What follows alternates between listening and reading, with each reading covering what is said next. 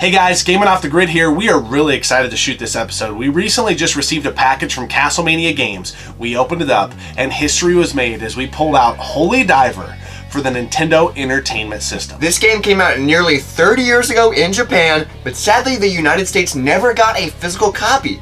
But now, thanks to Retrobit, we finally have one. We are very excited to unbox this collector's edition of Holy Diver, and you also brought along a very exciting beer to celebrate the occasion. Yes, today we're drinking a double IPA from Toppling Goliath. Today we're drinking King Sue. All right, here we go. Holy Diver and King Sue. Make sure you hit the subscribe button and ring that bell icon so you never miss an upload. And as always, sit back, relax, pour yourself a beer if you care to, and enjoy this exciting episode of Gaming Off the Grid.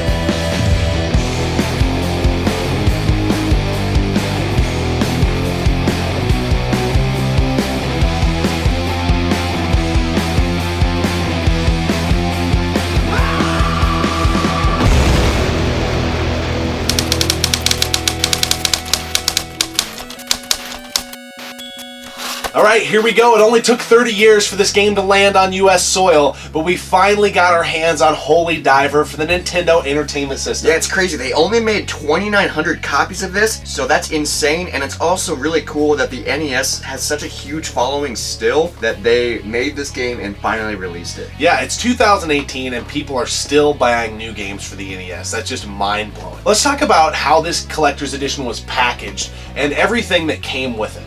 So it came in this really cool, like, matte black finish box. There's some gold on it. It just looks so cool. When it came in the mail, we were like, oh man, it's here.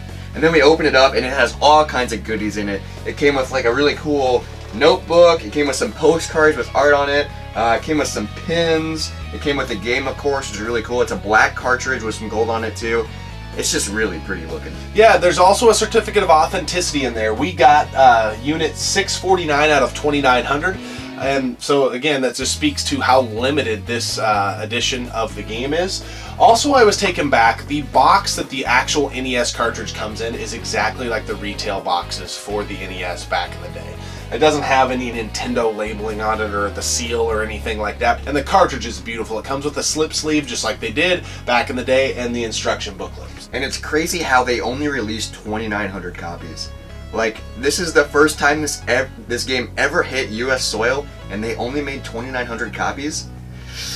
That seems really small. Yeah, it definitely does, and if you're a collector, there still are some of these available out on Castlemania Games' website. We have no affiliation with them whatsoever, but it is a great product, and we definitely think you should go out and get your hands on one. Alright, so let's talk about the game. Some of you out there may not have heard of Holy Diver. Maybe you're thinking, oh, isn't that a Dio song or a Dio album? Oh, I didn't know it was a video game. So what's this game all about? Well, it's definitely influenced from heavy metal. They have all these references to the metal scene. You know, there's a character named Ozzy, and a character named Zach, and a character named Randy, and then obviously Dio. And of course that's Ozzy Osbourne, that's Zach Wilde, Randy Rhoads. It's just crazy, all the references. And then the story takes place in the 666th year in the world that it takes place in, and I was like, of course it does. Yep. 666, heavy metal. Man, it's just funny how much references they packed into this game. We're both big music fans, rock fans, metal fans, so all of those things you mentioned are really cool. But if this game doesn't live up to the hype, then, you know, it's really not worth it. But this game is actually really, really good. It reminds me a lot of Castlevania. Yeah, I would agree. The first time we plugged it in and played it, I was like, man, this has a very Castlevania feel. The platforming, the way it looks. It's kind of different too because your main attack is like this fireball, so it's like a shooting attack. It doesn't go the farthest, and there's always like magic spells you can get, which is really cool because the further you get in the game, the more spells you get and the more you can upgrade your character. It's kind of crazy how much is in this game, and it's for the NES. Yeah, it's really neat. It plays very well. It's infuriating. You have to memorize the levels because if you don't, you're not going to be able to get through it. But to be successful, you have to grind through this game. But right before we started shooting the episode, we had to put the controller down. We were so pissed off. We were through about stage 3, and we just could not take it anymore. But it's so addicting. Right as we were getting ready to turn the camera on, we're like, oh, I kind of want to play that again. So definitely something we're going to jump back onto for sure.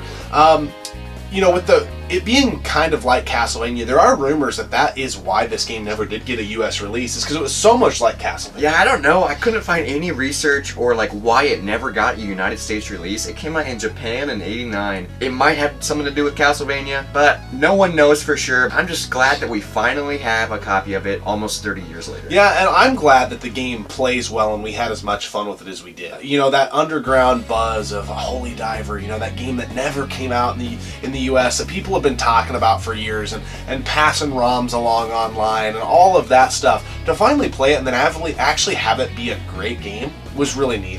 Because, you know, with all the hype and buzz around it on the underground scene, it would be easy for it to let us down. Yeah, I didn't know anything about this game before we started playing it, and I didn't know what to expect. I was like, man, this could be really bad. But we plugged it in and we played it for a good 3-4 hours, just non-stop, and I was like, okay, you got me. Yeah, it's a fantastic experience. Speaking of a fantastic experience, you brought along a very special beer because we were super hyped about this episode. You brought along King Sue by Toppling Goliath out of Decorah, Iowa. Yes, this is probably one of my favorite beers ever, from one of my favorite breweries ever. This beer is so good. It's a double IPA. It's one of the hardest beers to find, at least in Iowa, because every time they have it on the shelves at stores, it's empty and gone immediately. But I was lucky enough to go in the store when they were stocking it, and they actually sold me 2 cases of it, which is cool because most of the time they limit you to only 1 case. That's how rare this beer is. Yeah, it's fantastic. I'm not even a huge IPA fan, but this double IPA by Toppling Goliath is fantastic. It is a very cloudy beer.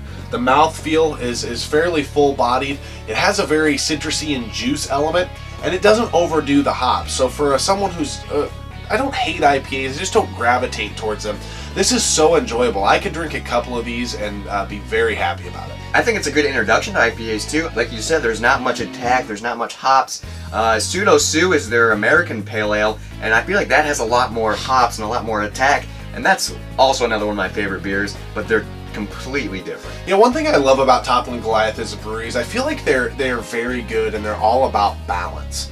They're not trying to like show you how badass they are by just, you know, making a really heavy stout or a really hoppy IPA. They just make well-balanced beers that are very good, and they use the best quality ingredients you can possibly use in their product. So if you're ever rolling through the state, if you can get your hands on King Sue, obviously do. But grab anything you can from Toppling Goliath because they are a top-notch brewery, and well done again by them with King Sue. So final thoughts on this release. Kudos to 8-Bit Games for re-releasing Holy Diver, or releasing it for the first time in the US, and Castlemania Games for getting the product out to the masses.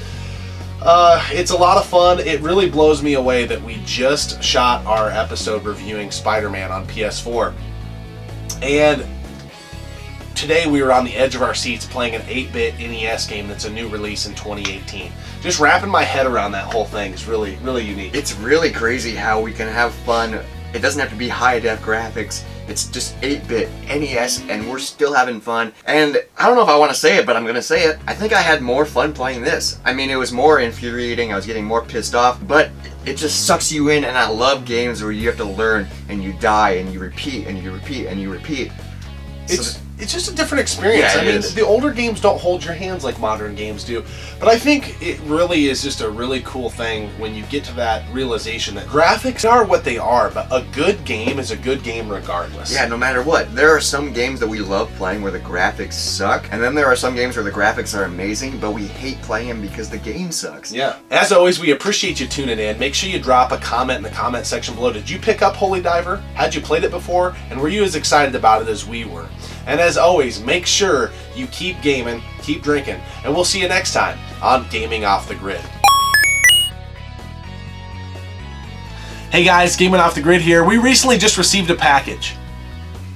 And we itched it. It was in a box.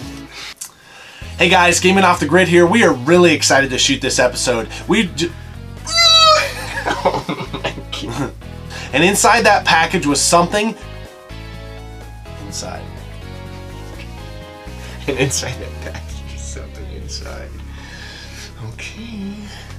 We recently received a package from Castlemania Games, and history was made. Inside that package was Holy Diver for the NES. Yeah, this Nintendo Entertainment System, you fucking dickhead. It's alright. And as always, sit back, relax, and pour yourself a beer if you care to, and sit back for the... What was I just saying? You did what I did, dude.